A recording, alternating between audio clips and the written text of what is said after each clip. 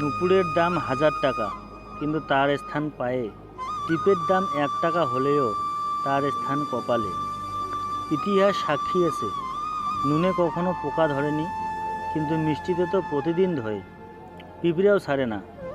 মোমবাতি জ্বালিয়ে মৃত মানুষকে স্মরণ করা হয়, আর মোমবাতি নিভিয়ে জন্মদিন পালন করা হয়। মানুষ সোজা পথে চলতে চায় না, আর বাঁকা পথে সবারই আগ্রহ বেশি। সেজন্য মদ বিক্রেতাকে কারো কাছে যেতে হয় না, আর দুধ বিক্রেতাকে বাজারে যেতে হয়। আমরা দুধ বিক্রেতাকে সর্বদা বলি, দুধে পানি মেশাননি তো? অথচ মদে মানুষরা পানি মিশিয়ে খায়। আজ পর্যন্ত মানুষকে এতটুকুই চিনলাম, জানোয়ার বললে খেপে যায়, কিন্তু বাঘের বাচ্চা বললে খুশি হয়। অথচ দুটোই পশুর বাচ্চা। মানুষ বড়ই অদ্ভুত।